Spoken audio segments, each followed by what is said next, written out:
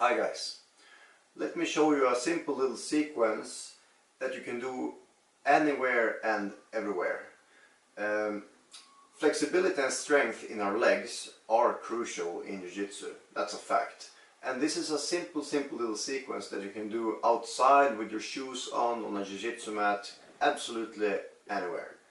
So what we're gonna do is this: we're gonna stand upside down in what we call mountain pose. And try to be completely straight from your heels to the top of your head.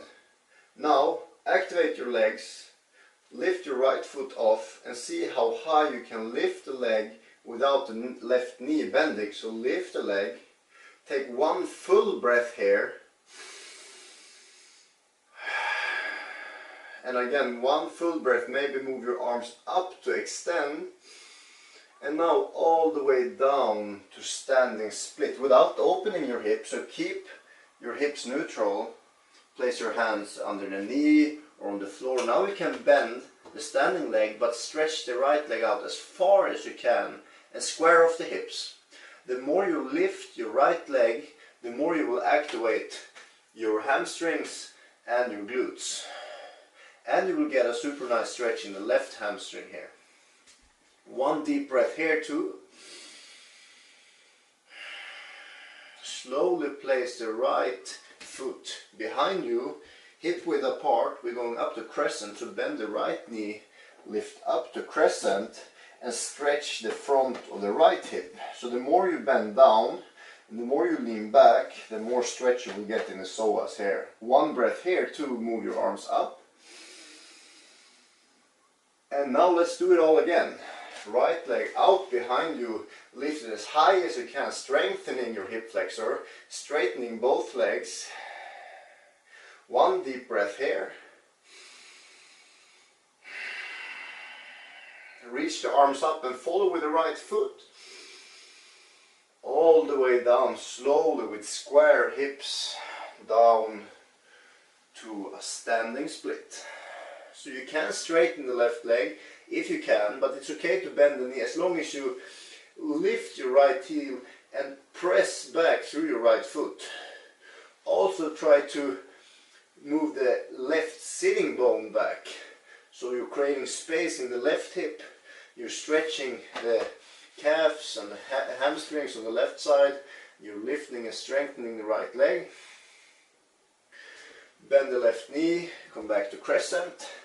Move your upper body over your hips, pressing your hips a bit forward but squeezing the legs together, getting a nice stretch in the hip flexor and your quadriceps.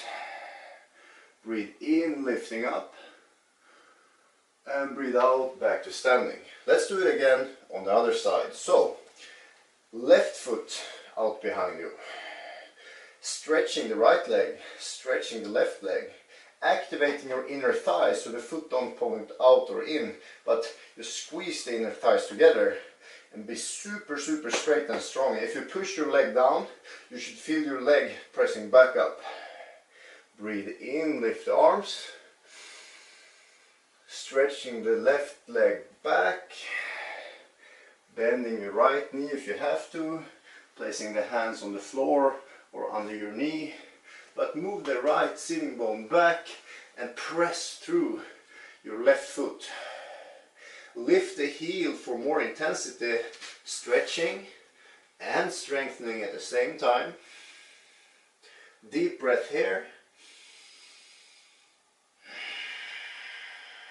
Moving your left foot back, hip width apart. Bend the left knee for crescent. Arms come down. So make sure your heel, your left heel is pointing up and that your hips are moving forward and that you're not leaning forward but your upper body is above your hips. Breathe in, lift your arms. Let's do it again. Stretching the left foot out, super strong legs. Try to lift the foot 1 centimeter higher, 1 inch higher. Breathe in, lift up. Breathe out, stretching the left foot back. Hands come down, right hip move back, stretch to the left foot. Maybe you can even let go of the head here and get intensity from the heel all the way back to the sitting bone and all the way out. Lots of energy out through your left foot. One last round. Left foot comes down up to crescent. Maybe even bend down into the knees to get a super intense stretch on the front of your hips. Breathing in, coming up. Breathing out, back to mountain pose.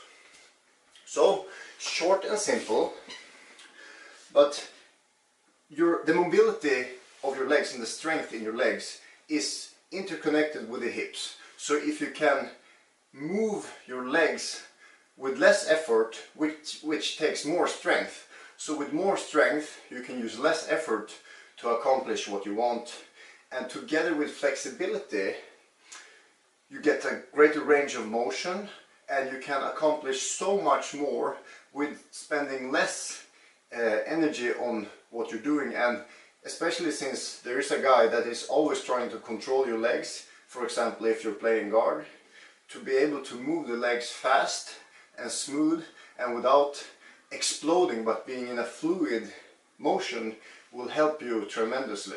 So if you can do this flow with less and less effort and trying to always increase, it takes a lot of effort to reach the state of effortlessness. So if you're sweating and if it's super tough and you feel that the legs are shaking and you want to give up, that's a sign that you're building strength and flexibility. So it will take a lot of effort, but it is worth it, because effortlessness is one of the ultimate goals of BJJ. You can apply any technique you want when you have the strength and flexibility and when you just use enough power to accomplish what you want.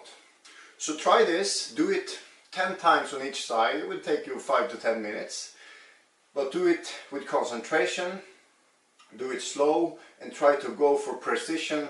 And you can go for perfectness. If you want it to be perfect, you can make it perfect. You can make it feel perfect. So just a short simple sequence like this you can perfect, and you tell me how it helps your jiu-jitsu. Thanks for watching, guys. See you in the next video, or see you on the mat.